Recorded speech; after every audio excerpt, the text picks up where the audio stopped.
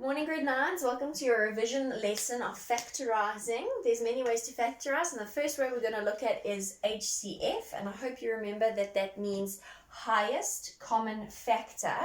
And the big word is this word factor, and I hope you remember what a factor is. Remember, factors fit into numbers perfectly without any remainders.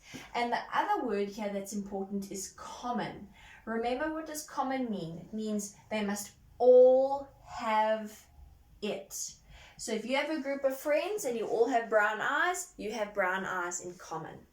Here's our first example. So the first thing we look is what is in common between the integers. So 5, 10, and 20. What is in common here? I hope you can see that 5 is in common with all of those. The next thing we look at is if A is in common. This has A, but this doesn't have A. So A is not in common, so I can't take A out. And the next thing we look at is our x's, x cubed, x squared, and x. Can you remember which x we take out? We always take the x with the lowest power out. So my HCF is 5x. This is how I set it out. I put my HCF on the outside and I open up a bracket. Remember, when I take my HCF out, it's as if I'm dividing every term by that HCF. So here I'm dividing by 5x, here I'm dividing by 5x, and here I'm dividing by 5x. Let's see what happens. The 5 cancels, the A remains, and I take 1x out. So from x cubed, I'm left with x squared. Let's look at our second term. 10 divided by 5 is 2.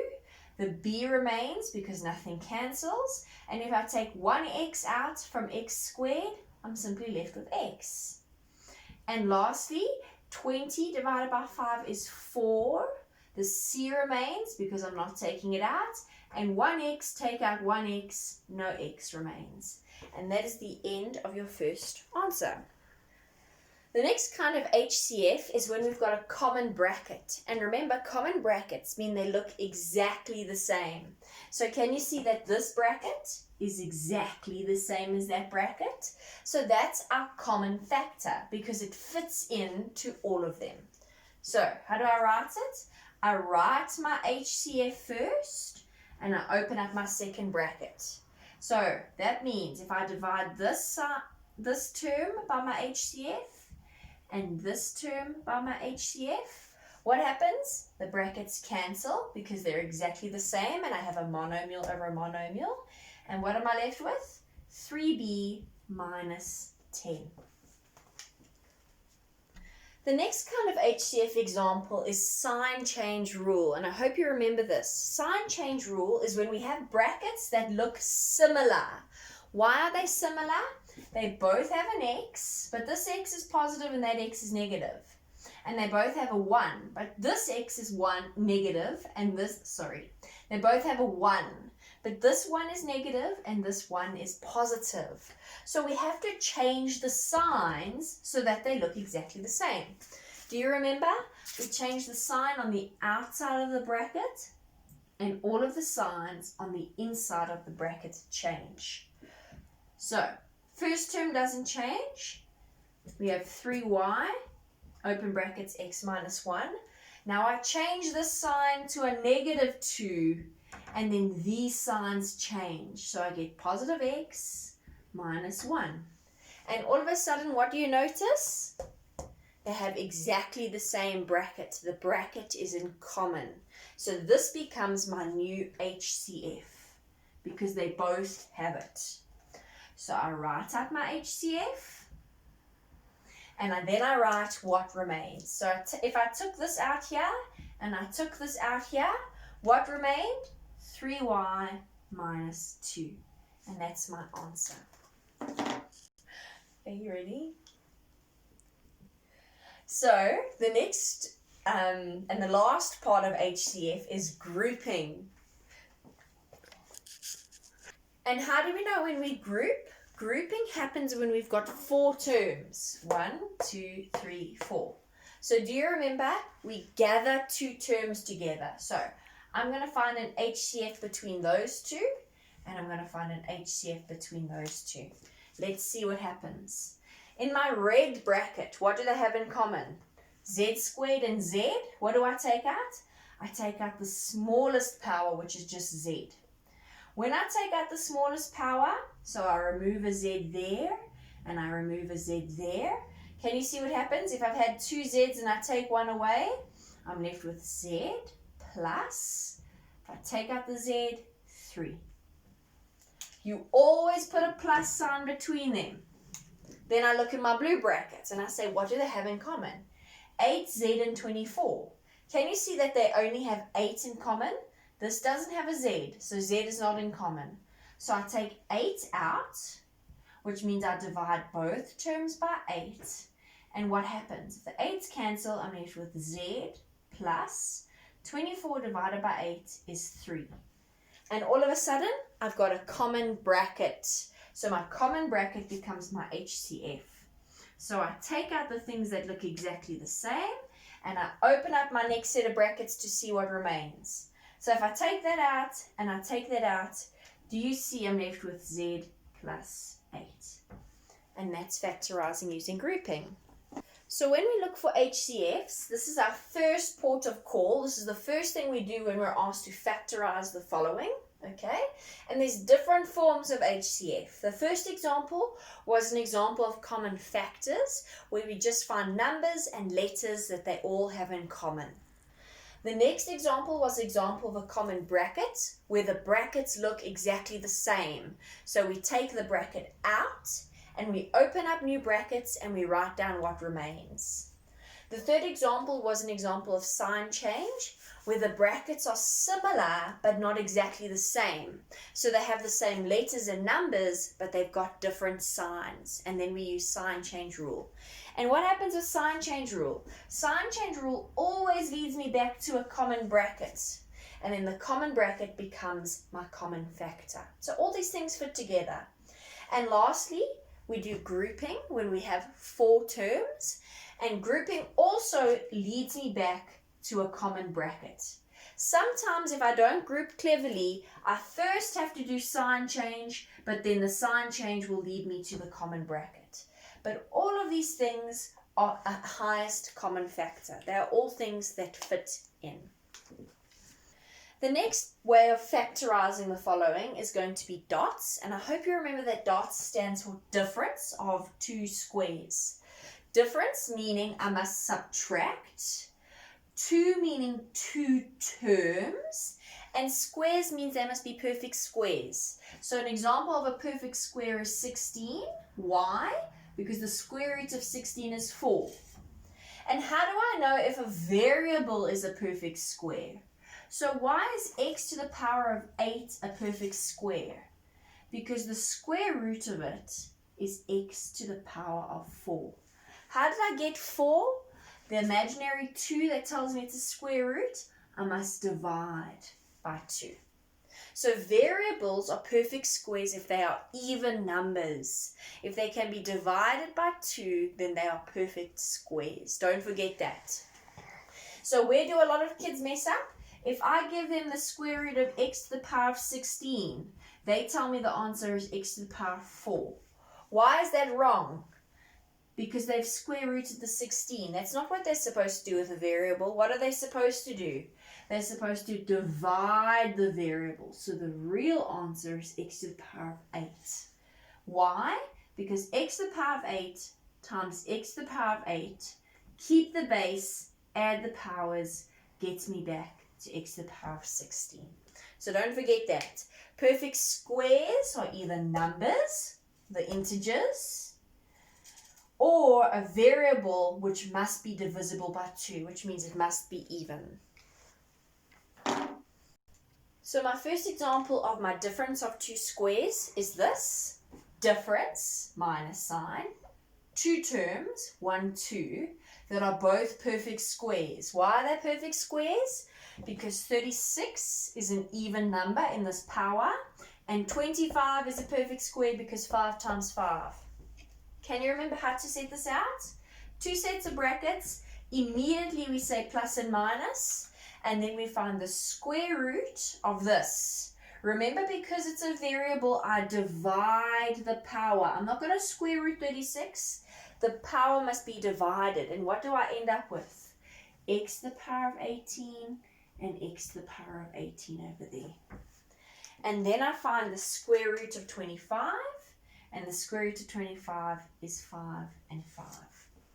Always remember to check your last bracket, because this could be a difference of two squares, because there's a minus sign, there's two terms. X to the power of 18, is that a perfect square? It is, because I can divide that by 2. But is 5 a perfect square? It's not. So this is my final answer then for this question. And our second example for dots would look like this. Two terms with a minus sign between them. But what's the problem? Is 18 a perfect square? No, it's not, and neither is 32. So remember, what is the very first thing we always have to look for? Is there an HCF? Is there a number that goes into both of these? And the answer is yes. 2 goes into both of them. So I first take 2 out as an HCF, and I see what remains. So I divide this by 2. And I divide this by 2. And I'm left with 9y12 minus 16. And all of a sudden, can you see that I've got my perfect square now? And I've got my perfect square. So I do dots, keep this HCF, bring it down, open up my two sets of brackets with plus and minus, and I find the square root of 9y12. Now remember, this is a number, this is an integer. So I still find the square root of 9. The square root of 9 is 3. But the 12 I must divide by 2 because that's a power. I don't divide the 9 by 2. The 9 is a whole number, so I still square root it. But the 12 I must divide by 2. And I get y to the power of 6.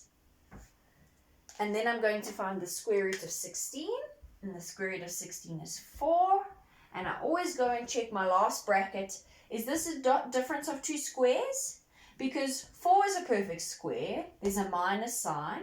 Y6 is a perfect square because it's got an even power. But is 3 a perfect square? No, it's not. So this is my final answer. How long is this? And the third and final way to factorize the following is a trinomial. Now remember, a trinomial means 3 terms.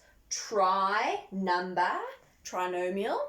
And our trinomial comes in a special form. We've got an x squared, an x that can have a coefficient. That's what b means. It's a number that can be attached to x, the coefficient, and c being a constant term. So there's no x there. So we've got an x squared, an x, and a number on its own. So it can come in different ways. The first way is when we've got 2 pluses. Do you remember how we factorize? We always check out the second sign. If the second sign is a positive, it means both our brackets must have the same sign. And how do we know which sign to choose? Do we have a plus and a plus or a minus and a minus? How do we know? We know because we check out this sign. If this is a plus, then they must both be plus. This tells me they must be the same, and this indicates if they must both be a plus or a minus. So then again, I can still have a plus over here, same as this. It's got a plus. So that tells me they must both be the same inside my brackets. So when I open up my brackets, they must both have the same sign. But do I choose a plus or a minus? Well, that information I get from checking that out. That's a minus. So immediately I must have a minus and a minus. That's the first type of trinomials you get, where the last sign before the constant term is a plus. If it's a plus, they have the same sign in the brackets, and I choose the sign according to that sign over there. And now we have the other two forms of trinomials, where the second sign that I always look at is negative. So when I open up my two sets of brackets, and I see that this sign is negative, it means the signs must be different. So I don't even have to consider the sign. I don't even look here. As soon as the second sign is negative, it means they must be different. So I put a plus minus. So same down here. My second sign is negative. It tells me the signs must be different. So I don't even look at the sign. Just because it's got two negatives doesn't mean I must put two negatives. If this sign is negative, they must be different. So immediately I put plus minus. And those are your rules for your trinomial brackets. So our first trinomial looks like this. Definitely a trinomial. X squared, x with a coefficient of -7 and a constant term of 12. First step, open up my two sets of brackets and I decide what signs I must use. The second sign tells me that it must be the same because it's positive, and immediately I must choose minus minus. So those are my signs. Mustn't forget to put my variable in, and the variable I'm using is x. Do you agree? And now I must find the factor pairs of 12. Now the factor pairs of 12 are 1 and 12, 2 and 6, 3 and 4. And now I need to use these numbers as pairs using negatives, because I've chosen negatives, to get to -7. So let's try. I'm using negatives. -1 minus 12. What does that give me? -13. That's definitely not what I'm looking for. Let's try the next one. -2 minus 6. What does that give me? -8. Also not what I'm looking for. Lastly, -3 minus 4 gives me -7. So that's what I'm looking for. I need a -3, so I need a -3, and I need a -4. So I put in my -4, and that's my answer. Remember, if you wrote your bracket like this, it's exactly the same thing. As long as the 3 has a negative and the 4 has a negative, because we decided up there that -3 minus 4 gives me -7. These are the same things. So our next example looks like this. And why is this one different all of a sudden? We've got our y squared, our y, and our constant term. But all of a sudden our y squared has a coefficient. Usually it's only our y that has a coefficient. As soon as our y squared has a coefficient in grade 9, that coefficient should be an HCF. And let's see if it's true. 3 goes into 3, 3 goes into 24, and 3 goes into 45. Remember, the first step is to always check out for an HCF. So let's take 3 out as an HCF, which means I divide all these terms by 3. And what am I left with? Y squared minus 8y plus 15. And that looks more like a trinomial that we know. Y squared, y with a coefficient of -8, and 15 as a constant term. So let's factorize the trinomial. Remember, I bring the HCF down, nothing happens to it. Let's choose our signs. I hope you can see it. They must have the same signs and they must both be negative.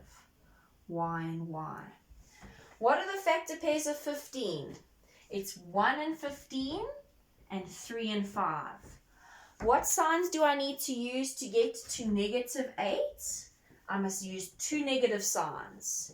So if I took -1 minus 15, I get -16. That's not what I want. And if I took -3 minus 5, that's where I get my -8. So this is the factor pair I choose. So a 3 needs a negative, so I put it with a negative, and a 5 needs a negative, so I put it with a negative. And that's my final answer.